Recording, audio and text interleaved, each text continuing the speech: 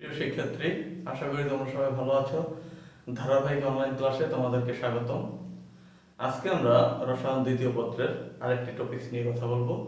টপিকটির নাম লেখা আছে, তোমরা দেখতে পাচ্ছ, অ্যালকিন। এর পূর্ববর্তী ক্লাসে আমরা তোমাদের অ্যালকেন সম্পর্কে জানিয়েছিলাম। এখন আমরা যেটি বিষয় নিয়ে কথা বলবো সেটি হচ্ছে অ্যালকিন। অ্যালকিন কি আমরা সেটি কিন্তু নামকরণ যখন করেছি তখন কিন্তু জেনেছি, বা অ্যালকিনের সম্পর্কে, অ্যালকিন একটা কার্যকারী মূলক বিশিষ্ট এক ধরনের যৌগ, সেটা সম্পর্কে আমরা জানি। তারপরেও আজকে আমরা যেহেতু অ্যালকিন পড়াচ্ছি, আবারও অ্যালকিন সম্পর্কে তোমাদেরকে ধারণা দিচ্ছি। অ্যালকিন অ্যালকিন হচ্ছে এক ধরনের অসম্পৃক্ত হাইড্রোকার্বন, যে হাইড্রোকার্বন কার্বন কার্বন যে হাইড্রোকার্বনের মধ্যে কমপক্ষে একটি কার্বন কার্বন দ্বিবন্ধন থাকবে এবং কার্বনের বাকি হাতগুলো হাইড্রোজেন অথবা অ্যালকাইল মূলক দ্বারা যুক্ত হবে, এবং যে যৌগগুলো তৈরি করবে সেই যৌগগুলোকে আমরা সাধারণত অ্যালকিন বলে থাকি। অ্যালকিন কথাটি আসছে মূলত ওলিফিন থেকে। ওলিফিন কথার অর্থ ওলিফিনস বা ওলিফিনস কথাটি আসছে তেল উৎপাদনকারী। অর্থাৎ এই যৌগগুলো থেকে আমরা সাধারণত তেল উৎপাদন করা হয়, তার জন্য এদেরকে বলা হয় অলিফিনস। এরপরে আসি আমরা অ্যালকিনের সাধারণ সংকেত। তোমরা সবাই সাধারণ সংকেত সম্পর্কে অবগত যে অ্যালকিনের একটি সাধারণ সংকেত আছে যে CnH2n। এই সাধারণ সংকেত থেকে অ্যালকিন হয় এবং n এর মান এখানে কিন্তু 2 থেকে শুরু হবে, কারণ এর যে সর্বনিম্ন যে অ্যালকিনটি সেটি অন্তত 2 কার্বনের অ্যালকিন, ঠিক আছে? তারপর থেকে n এর মান বাড়তে থাকবে। এবং আর অ্যালকিনের যে কার্যকারী মূলকটি আমরা জানি সেটা কার্বন কার্বন ডাবল বন্ড। এটি কিন্তু একটি কার্যকারী মূলক, ঠিক আছে? এবং এই কার্যকারী মূলক যে যৌগের মধ্যে অবস্থান করবে অন্তত একটি যদি থাকে এবং একের অধিক দ্বিবন্ধনযুক্ত যৌগ থাকতে পারে, তাহলে তাকে আমরা কি বলবো? অ্যালকিন বলে আখ্যায়িত করব। এবং এর নামকরণ কিভাবে করতে হয় তোমরা সেটা জেনেছো। এরপরে আসি যে অ্যালকিনের মধ্যে কোন ধরনের সংকরণ বিদ্যমান। তোমরা জানো অ্যালকিনের মধ্যে কার্বন কার্বন দ্বিবন্ধন থাকে, আর এই অ্যালকিনের কার্বন কার্বন দ্বিবন্ধনের মধ্যে sp2 সংকরণ বিদ্যমান। আমরা অন্য ক্লাসে কিভাবে sp2 সংকরণটি সংঘটিত হয়েছে সেটি দেখার চেষ্টা করব। আজকে শুধু জানার জন্য তোমরা জানবে যে এর মধ্যে sp2 সংকরণ থাকে এবং এর যে কার্বন কার্বন ডাবল বন্ড থাকে সেখানে একটি সিগমা বন্ধন থাকে এবং একটি পাই বন্ধন থাকে। সিগমা বন্ধনটি তোমরা জানো দুর্বল শক্তিশালী বন্ধন, এবং পাই বন্ধনটি অপেক্ষাকৃত দুর্বল বন্ধন। এবং sp2 সংকরণের কারণে এরকম অবস্থা সৃষ্টি হয়েছে, সেটা আমরা পরবর্তী কোনো ক্লাসে দেখার চেষ্টা করব। ওকে, এরপরে আমাদের যেটা জানতে হবে যে অ্যালকিন কিভাবে প্রস্তুত করা হয়। অ্যালকিনের সাধারণ প্রস্তুত প্রণালী। অ্যালকিন বিভিন্ন উপায়ে প্রস্তুত করা যায়। এর মধ্যে আমরা সাধারণত তোমাদেরকে সহজে এবং যেগুলো সাধারণত যে প্রস্তুত প্রণালীগুলোর মাধ্যমে অ্যালকিন সহজে প্রস্তুত করা যায়, আমরা সাধারণত তোমাদেরকে সেই কয়েকটি প্রস্তুত প্রণালী দেখানোর চেষ্টা করতেছি। প্রথম যেটি আমি তোমাদের দেখানোর চেষ্টা করব সেটি অ্যালকোহলের নিরোধন থেকে। অ্যালকোহলের নিরোধন। তোমরা অ্যালকোহল সম্পর্কে ধারণা আছে যে যৌগগুলোর মধ্যে ওএইচ কার্যকরী মূলক থাকবে, যে হাইড্রোকার্বনগুলোর সাথে ওএইচ কার্যকরী মূলক থাকে তাদেরকে বলা হয় অ্যালকোহল। এবং নিরোধন কথাটির অর্থ তোমরা জানো যে যে যৌগগুলো, যে উপাদানগুলো অন্য যৌগের মধ্যে থেকে পানিকে শোষণ করে নিতে পারে তাদেরকে বলা হয় কি? নিরোধক। তো নিরোধক হিসেবে আমরা কি কি নিরোধকের নাম জানি?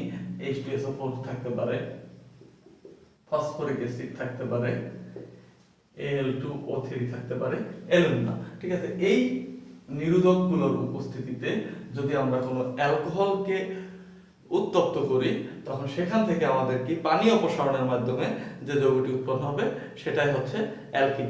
আসলে আমরা একটা বিক্রিয়ার মাধ্যমে দেখি।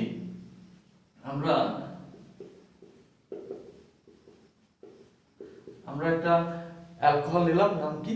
এটার নাম কি? 2 কার্বনের অ্যালকোহল, তোমরা জানো এটার নাম ইথানল। ইথানলের মধ্যে যদি আমরা সালফিউরিক অ্যাসিড যোগ করি, অবশ্যই সালফিউরিক অ্যাসিড গাঢ় হতে হবে। গাঢ় সালফিউরিক অ্যাসিডের নিরোধন প্রবণতা বেশি। তুমি চাইলে ফসফরিক অ্যাসিড ইউজ করতে পারতা, তোমরা চাইলে অ্যালুমিনিয়াম বা অ্যালুমিনিয়াম অক্সাইড এটিও কিন্তু ব্যবহার করতে পারতা। এরপরে আমরা যখন এর বিক্রিয়াটি দেখব তখন কি দেখব যে এই যে OH মূলকটি আছে সেই OH মূলকটি এবং আমাদের এই যে কার্বন আছে এই কার্বনটাকে আমরা একটু এভাবে দেখাই তোমাদেরকে, তিনটি হাত দিয়ে করে দিলাম। এখান থেকে একটি হাইড্রোজেন অপসারিত হয়ে এই সালফারিক অ্যাসিডের সাথে যুক্ত হবে এবং বাকি যে অংশটা থাকবে অংশটা থাকে CH2 বন্ড CH2। তাহলে দেখো এখানে কিন্তু কার্বনের চারটি হাত কিন্তু পূর্ণ হচ্ছে না, অর্থাৎ এই কার্বনটি তিনটি হাত পাচ্ছে, এই কার্বনটি তিনটি হাত পাচ্ছে। তখন আমরা একটি হাত কি করব, পাই বন্ধনের মাধ্যমে সংগঠিত করব, অর্থাৎ অ্যালকিন কিন্তু হয়ে গেল। এখন তোমাদের আমরা কিন্তু সহজেই বিক্রিয়াটি দেখিয়ে দিচ্ছি, কিন্তু এই বিক্রিয়াটির একটি কৌশল আছে তোমাদের পাঠ্য বইতে, সেই কৌশলটি তোমরা একটু দেখে নিবে। অবশ্যই আমি আশা করি দেখলেই তোমরা কৌশলটি বুঝতে পারবে। তাহলে আমরা কি দেখলাম যে অ্যালকোহলের নিরোধনের মাধ্যমে আমরা কিন্তু অ্যালকিন তৈরি করতে পারছি। এরপর তুমি যদি চাও এখানে প্রোপানল ইউজ করো কারো সালফারিক অ্যাসিড, তাহলে উৎপন্ন হবে কি প্রোপিন। অনুরূপভাবে বিউটানল ইউজ করলে বিউটিন। ওকে, তাহলে আমরা একটি শিখলাম। এরপর আমরা 2 নম্বরে যেটি শিখবো সেটি কি, অ্যালকাইল হ্যালাইড থেকে। অ্যালকাইল হ্যালাইড থেকে তোমরা অ্যালকাইল হ্যালাইড কি সেটা কিন্তু তোমরা জানো যে আরএক্স যাকে আমরা বলি, ঠিক আছে। অ্যালকাইল মানে অ্যালকেন থেকে একটি হাইড্রোজেন অপসারণ হয়, যে মূলকটি সৃষ্টি হয় তাকে বলা হয় অ্যালকাইল, এবং তার সাথে যদি হ্যালোজেন যুক্ত থাকে তাহলে বলা হয় কি অ্যালকাইল। অর্থাৎ আমরা যদি অ্যালকাইল হ্যালাইড বলি সেটা কি আরএক্স, একটা প্রতীক হিসেবে আমরা সাধারণ সংকেত হিসেবে আরএক্স কে বলা হয়। এই অ্যালকাইল হ্যালাইডকে যদি আমরা অ্যালকোহলীয় পটাশিয়াম হাইড্রোক্সাইড অথবা সোডিয়াম হাইড্রোক্সাইড, অবশ্যই এটা কিন্তু অ্যালকোহলীয় হতে হবে। এই জিনিসটা কিন্তু আমাদের মাথায় থাকতে হবে। এটা যদি আমরা এই খাটটা যদি কোনোভাবে জলীয় নেই তাহলে কিন্তু সেই অ্যালকাইল হ্যালাইড থেকে আমরা কিন্তু আর অ্যালকিন পাবো না, সেখানে কিন্তু অন্য উৎপাদ পাবো। ঠিক আছে, আমি বলে দিচ্ছি সেখানে আমরা অ্যালকোহল পাবো। তো পরীক্ষায় কিন্তু এটা আসতে পারে যে অ্যালকাইল হ্যালাইডের সাথে অ্যালকোহলীয় ক্ষার কেন ব্যবহার করা হয়। কারণ যদি জলীয় ক্ষার আমরা ব্যবহার করি তাহলে সেই অ্যালকাইল হ্যালাইড থেকে আমরা অ্যালকিন উৎপন্ন না হয় বরঞ্চ আমরা অ্যালকোহল পাবো।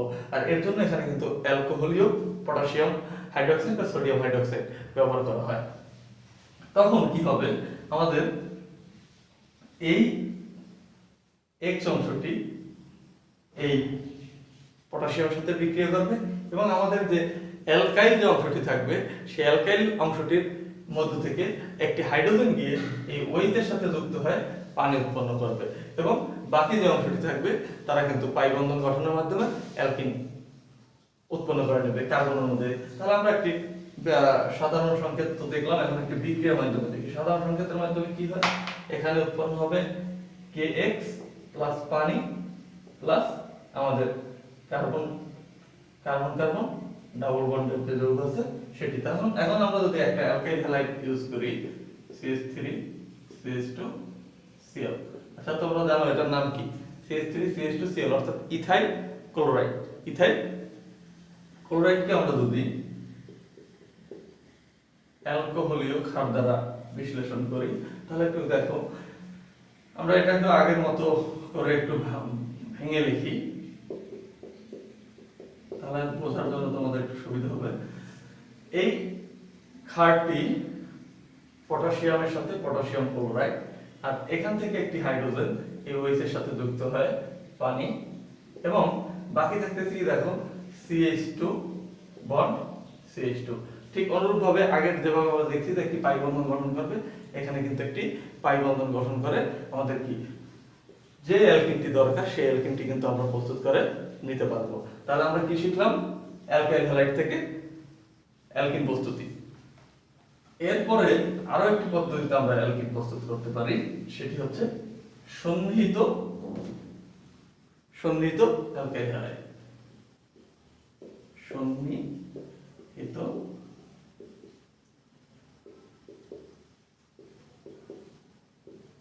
হ্যালাইড থেকে, সন্নিহিত অ্যালকাইল হ্যালাইড থেকে।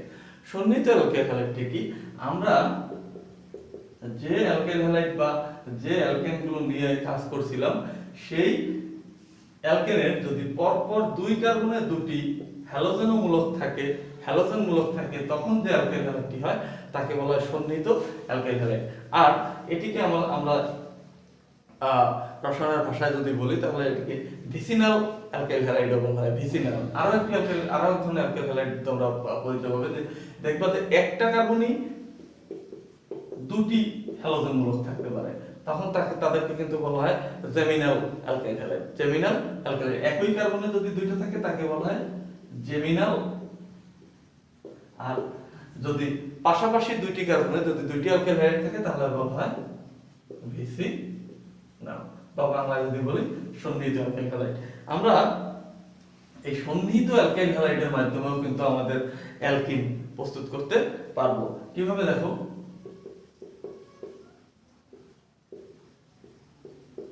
আমরা আমাদের সন্নিহিত অ্যালকাইল হ্যালাইড নিলাম, এর মধ্যে যদি আমরা জিঙ্ক দিয়ে যদি একে আমরা উত্তপ্ত করি, জিঙ্ক চূর্ণের উপস্থিতিতে যদি আমরা কোনো সন্নিহিত অ্যালকাইল হ্যালাইডকে উত্তপ্ত করি তাহলে এখান থেকে আমাদের দুটি হ্যালোজেন এই জিঙ্কের সাথে যুক্ত হয়ে Zn জিঙ্ক ক্লোরাইড গঠন করবে।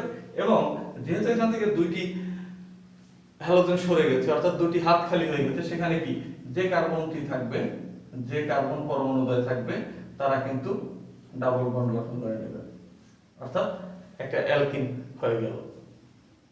এরপরে আমরা যে পদ্ধতিটি সম্পর্কে তোমাদেরকে বলবো সেটি হচ্ছে, আমরা এর আগের একটা ক্লাসে তোমাদেরকে সাইজের নীতি সম্পর্কে বলেছিলাম। সাইজের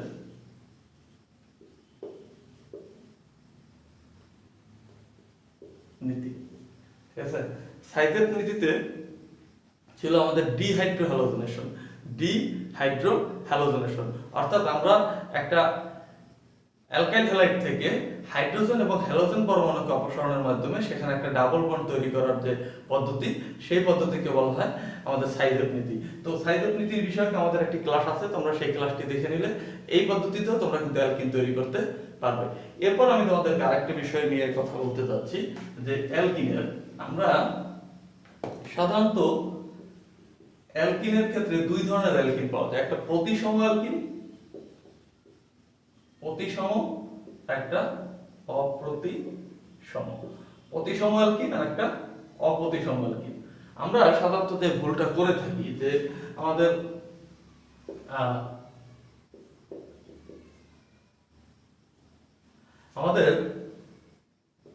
সাধারণত যে ভুলটা হয়ে থাকে সেটা হচ্ছে আমরা এটাকে আমরা খুব সহজেই আইডেন্টিটি করতে পারছি যে এটা একটা প্রতিসম অ্যালকিন। অনেকেই ভাবছে যে মাঝখানে দ্বিবন্ধনের দুই পাশে কি দুইটা দ্বিবন্ধনের দুই পাশে দুইটা কার্বন আছে, এর জন্য এটা প্রতিসম। আর এটাকে অনেকে আইডেন্টিটি ইজিলি করে নিছে, এভাবে যে ভেবে নিছে যে সোজা যে এটা দ্বিবন্ধনের এক পাশে তিনটা কার্বন এক পাশে একটা কার্বন আছে, এর জন্য এটা কি একটা অপ্রতিসম। কিন্তু আসলে কারণটি এটি না। কারণটি হচ্ছে যেটি আমাদের স্বাভাবিক আমরা এভাবেই বুঝে থাকি, কিন্তু আসলে এটি না। কারণ একটা অপ্রতিসম অ্যালকিন তখনই হবে যখন তার দ্বিবন্ধনের দুই পাশে যে কার্বন পরমাণু দুটি থাকবে, সেই কার্বন পরমাণু দুটিতে যদি সমান সংখ্যক হাইড্রোজেন না থাকে, যেমন হ্যাঁ এটা অপ্রতিসম, এটা ঠিক আছে, কিন্তু আমাদের চিন্তার দিক থেকে অপ্রতিসম না। আমরা ভাবছিলাম যে এপাশে তিনটা এপাশে একটা কার্বন আছে, এর জন্য আসলে দেখো এই যে দ্বিবন্ধনের যে দুইটা কার্বন আছে, সেই দুইটা কার্বনের একটা কার্বনের সাথে দুইটা হাইড্রোজেন, একটা কার্বনের সাথে একটা হাইড্রোজেন, এর জন্য এটা একটা অপ্রতিসম। আর এটা প্রতিসম কিভাবে, যে দ্বিবন্ধনের সাথে যে দুইটা কার্বন আছে, সেই কার্বন দুইটার সাথে কিন্তু একটা প্রত্যেকটার সাথে কিন্তু একটা একটা হাইড্রোজেন আছে, দ্যাটস মিন এটা প্রতিসম, এটা অপ্রতিসম। আর প্রতিসম এবং অপ্রতিসম অ্যালকিনের সাথে তোমরা এটা কেন বুঝলাম, কারণ এটা তোমাদের মার্কনিকভের যে নীতিটা আছে, সেই মার্কনিকভের নীতিতে আমাদের কিন্তু এই এই এই ব্যাপারটা কিন্তু আমাদের জানার জন্য যে অপ্রতিসম অ্যালকিন এবং প্রতিসম অ্যালকিন কিভাবে বিক্রিয়া করে সেটা কিন্তু আমাদের জানতে হবে। এর জন্য তোমাদেরকে এই এই বিষয়টি আমি বলেছি। এরপরে আমরা অ্যালকিনের কিছু বিক্রিয়া নিয়ে কথা বলবো। অ্যালকিন, আমরা জানি অ্যালকিন কিন্তু অনেক সক্রিয়। অ্যালকিন সক্রিয়। এখন অ্যালকিন কেন সক্রিয়? কারণ আমরা জানি যে অ্যালকিনের মধ্যে কার্বন কার্বন ডাবল বন্ড আছে এবং সেই ডাবল বন্ডের মধ্যে কি একটি পাই বন্ধন আছে, আর পাই বন্ধনটি দুর্বল হওয়ার কারণে সেই বন্ধনটি বিক্রিয়া করার সময় কি বিক্রিয়া করার জন্য যদি কোনো বিকারক যোগ করা হয় তখনই সাথে সাথে বন্ধনটি ভেঙে যায়, আর ভেঙে গেলে কার্বনের যে হাতটি মুক্ত থাকে সেই মুক্ত হাতে অন্য বিকারক অণু যুক্ত হতে চেষ্টা করে। এর জন্যই অ্যালকিন কিন্তু সক্রিয়। তাহলে আমাদের একটা 2 মার্কের কোশ্চেন আসতে পারে অ্যালকিন কেন সক্রিয়, তাহলে তোমরা এই কথাটি বলবা বা লিখে দিবা। এখন অ্যালকিনের সক্রিয়তার কারণে সে কিন্তু কিছু স্পেশালি বিক্রিয়া করে, ঠিক আছে? এর মধ্যে তার স্পেশালি বিক্রিয়ার মধ্যে যদি আমরা বলি যে অ্যালকিন দ্রুত বিক্রিয়া প্রদর্শন করে। অ্যালকিন কি দ্রুত বিক্রিয়াগুলো দ্রুত বিক্রিয়া প্রদর্শন করে। এখন দ্রুত বিক্রিয়া বলতে আমরা কি বুঝি? মূলত সংযোজন বিক্রিয়াগুলোকে আমরা দ্রুত বিক্রিয়া বলে থাকি। তো সংযোজন বিক্রিয়ার মধ্যে অ্যালকিন অনেকগুলো সংযোজন বিক্রিয়া দেয়, যেমন অ্যালকিন হাইড্রোজেন সংযোজন বিক্রিয়া দেয় নিকেল প্রভাবকের উপস্থিতিতে সংযোগ। আর এই বিক্রিয়াটিকে তোমরা জানো যে এটা আমরা অ্যালকেন প্রস্তুতির বিক্রিয়াও বলে থাকি, যে অ্যালকেন প্রস্তুত করবে। এরপর অ্যালকিন হ্যালোজেনেশন বিক্রিয়া দেয়। হ্যালোজেনেশন বলতে এক্স দিয়ে দেখাই, হ্যালোজেনেশন বিক্রিয়া দেয়। এখন প্রশ্ন হতে পারে যে অ্যালকিন যে হ্যালোজেনেশন বিক্রিয়া দেয় সেই হ্যালোজেনেশন কারা দেয়? হ্যালোজেন তো ফ্লোরিন, ক্লোরিন, ব্রোমিন, আয়োডিন আছে, কিন্তু এই হ্যালোজেনেশন শুধুমাত্র ক্লোরিন এবং ব্রোমিন দিবে, আর ফ্লোরিন এবং আয়োডিন এই বিক্রিয়া দিবে না। এখন প্রশ্ন হতে পারে কেন ফ্লোরিন এবং আয়োডিন এই বিক্রিয়া দেবে না? কারণ ফ্লোরিন অতি সক্রিয়, এর ইলেকট্রন ঘনত্ব খুবই বেশি থাকার কারণে সে সাধারণত বিক্রিয়া প্রদর্শন করে না, এবং আয়োডিন কি একটা উদ্দয়ী পদার্থ, ঠিক আছে? এর জন্য সেও এই দ্রুত বিক্রিয়া সাধারণত প্রদর্শন করবে না। কিন্তু ক্লোরিন এবং ব্রোমিন তাদের সংযোজন বিক্রিয়া দেবে। এখন ক্লোরিন এবং ফ্লোরিন কিভাবে সংযোজন বিক্রিয়া দেবে দেখো। এই যে আমরা বলেছি যে অ্যালকিন যখন বিক্রিয়া করতে শুরু করে তখন তাদের কি এই যে পাই বন্ধনটি থাকবে, সেই পাই বন্ধনটি কি ভেঙে যাবে, এবং ভেঙে গিয়ে কি এখানে সিঙ্গেল বন্ডে পরিণত হবে। তখন দেখলাম আমাদের কার্বনের 3টি হাত এবং বাকি একটি হাত যে খালি, সেই খালি হাতে আমাদের যে হ্যালোজেন আছে সেই হ্যালোজেন পরমাণু যুক্ত হবে। তাহলে অনুরূপভাবে আমরা যে কোনো অ্যালকিনের মধ্যে আমাদের হ্যালোজেন সংযোজন করতে পারবো। এরপরে আমাদের যে ব্যাপারটি আসবে সেটি কি? অ্যালকিন অ্যালকাইল হাইড্রোজেন হ্যালাইডের সাথেও বিক্রিয়া করে, হাইড্রোজেন হ্যালাইডের সাথে বিক্রিয়া করে। আর তোমরা হাইড্রোজেন হ্যালাইডের বিক্রিয়াটি যেটি তোমাদেরকে বলেছি যে মার্কোনিকভের নীতি অনুযায়ী যে বিক্রিয়াটি করবে। এখন এখানে কিন্তু আমাদের আগে আইডেন্টিটি করতে হবে এটা প্রতিসম অ্যালকিন না অপ্রতিসম অ্যালকিন। প্রতিসম অ্যালকিন হলে কোনো ব্যাপার না, তুমি যে কোনো কার্বনের সাথে তুমি হাইড্রোজেন বা হ্যালোজেন অংশ যুক্ত করতে পারবা। কিন্তু যদি এটি অপ্রতিসম অ্যালকিন হয় তাহলে কিন্তু আমাদেরকে অবশ্যই মার্কোনিকভের নিয়ম অনুযায়ী 2টি যৌগ উৎপন্ন করতে হবে, ঠিক আছে? যে মার্কোনিকভের নিয়মে আমরা কি শিখছিলাম যে কার্বনে বেশি সংখ্যক হাইড্রোজেন থাকবে সেখানে যাবে আমাদের ধনাত্মক অংশ, অর্থাৎ হাইড্রোজেন হ্যালাইডের ধনাত্মক যে হাইড্রোজেন অংশটি, এবং যে কার্বনে কম সংখ্যক হাইড্রোজেন থাকবে সেখানে যাবে কিন্তু আমাদের ঋণাত্মক অংশটি। আশা করি বুঝতে পারছো? ওকে। তো আর বিক্রিয়াটি যদি তোমরা দেখাই দিই তাহলে তোমরা একটু মনে হয় ক্লিয়ার হবে। মনে করো আমরা একটা অপ্রতিসম অ্যালকিন নিলাম, এটি অবশ্য আমাদের মার্কোনিকভের নীতির ক্লাসটিতে দেয়া আছে, ঠিক আছে? তো আমরা এখন দেখতে পাচ্ছি এটি একটি অপ্রতিসম, কারণ কি বলছিলাম যে দ্বিবন্ধনে যে কার্বন পরমাণু দুটি থাকবে সেই দুটি পরমাণুর যে যদি সমান সংখ্যক হাইড্রোজেন না থাকে, তো এটা 2টি হাইড্রোজেন আছে নাকি এটা একটি হাইড্রোজেন আছে, অর্থাৎ এটি একটি 100% অপ্রতিসম অ্যালকিন। এখন এর যখন বিক্রিয়া হবে আমরা জানি যে বন্ধনের হাত কি বিচ্ছিন্ন হবে, পাই বন্ধনটি ভেঙে যাবে, অর্থাৎ এখানে এবং এখানে 2টি হাত কিন্তু খালি আছে, এবং এখন এই খালি হাতে কোনখানে কোনটি এই হাইড্রোজেন হ্যালাইডের কোনটি যুক্ত হবে? সেই না, এখানে আমাদের যেখানে হাইড্রোজেন কম আছে সেখানে আসবে হ্যালোজেন অংশ, এবং যেখানে হাইড্রোজেন বেশি আছে সেখানে চলে যাবে হাইড্রোজেন মানে ধনাত্মক অংশ। আর এটিকেই যদি আমরা হাইড্রোজেন পারঅক্সাইডের উপস্থিতিতে করতাম, এটিকেই যদি আমরা সেম অ্যাজ বিক্রিয়াকে যদি দেওয়া থাকতো যে জৈব পারঅক্সাইডের উপস্থিতিতে যদি আমরা বিক্রিয়াটি করতাম, ঠিক আছে, তাহলে কিন্তু বিক্রিয়াটি পুরোই উল্টে যেত, অর্থাৎ যেখানে আমাদের হ্যালোজেন অংশ যুক্ত হয়েছে সেখানে যুক্ত হতো হাইড্রোজেন অংশ, এবং যেখানে যুক্ত হয়েছে হাইড্রোজেন অংশ সেখানে চলে যেত হ্যালোজেন অংশ। এরপর আমাদের অ্যালকিনের দ্রুত বিক্রিয়া আমরা সালফিউরিক অ্যাসিডের সাথেও কিন্তু আমাদের অ্যালকিন বিক্রিয়া করে, সালফিউরিক অ্যাসিডের সাথেও অ্যালকিন বিক্রিয়া করে। সে কিভাবে বিক্রিয়া করে, আমরা একটা সালফিউরিক অ্যাসিডকে একটু এভাবে লিখলাম HSO4H, অর্থাৎ হাইড্রোজেন এবং বাইসালফেট অংশটাকে একটু আলাদা করে লিখলাম। এখানেও কিন্তু সেম মার্কোনিকোভের রুলসটা সে ফলো করবে, কি যে আমাদের দ্বিবন্ধনটা ভেঙে যাবে, দ্বিবন্ধনটা ভেঙে যাবে এবং ভেঙে গিয়ে যেখানে কম হাইড্রোজেন আছে সেখানে আসবে আমাদের ঋণাত্মক অংশ অর্থাৎ SO4H, এবং যেখানে বেশি হাইড্রোজেন আছে সেখানে আমাদের কি হাইড্রোজেনটা চলে যাবে।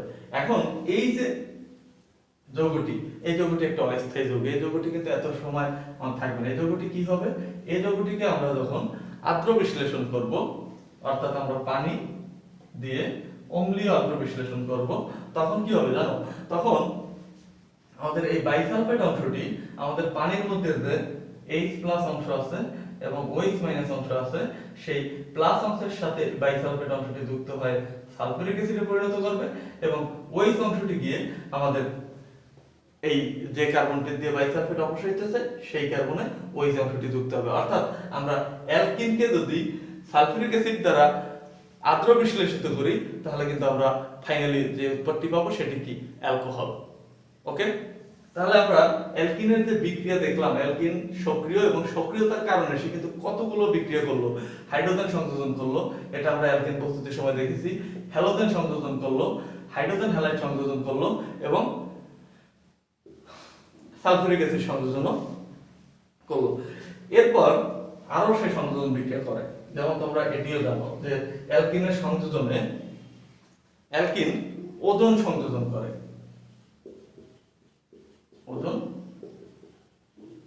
সংযোজন করে, অ্যালকিন ওজোন সংযোজন করে, এবং সেটা অবশ্যই কার্বন টেট্রাক্লোরাইড এর উপস্থিতিতে। আর এই বিক্রিয়াটি আমরা আগের ক্লাসেও দেখিয়েছি, তারপরও আজকে আবার দেখাচ্ছি তোমাদেরকে। ডাবল বন্ড, এটি একটি আমাদের অ্যালকিন। আমি প্রোপিন নিয়ে কাজ করছি, তোমরা চাইলে প্রোপিন, বিউটিন, পেন্টিন যে কোনো অ্যালকিন নিয়ে এই বিক্রিয়াটি করতে পারবা। এর মধ্যে আমরা কি দিলাম, ওজোন সংযোজন করলাম। এর মধ্যে আমরা ওজোন যদি সংযোজন করি তাহলে আমাদের কি হবে, দেখো আমরা জানি অ্যালকিনের ওজোন সংযোজনে প্রথম আমরা অ্যালকিনের বিক্রিয়া শর্ত অনুযায়ী অ্যালকিনের ডাবল বন্ডটি ভেঙে যাবে। অ্যালকিন যখন ডাবল বন্ডটি ভেঙে দেবে তখন সে, আর তোমরা জানো যে এই ওজোন সংযোজন বিক্রিয়াগুলোকে আমরা কিন্তু ঘরবাড়ি বিক্রিয়া নামেও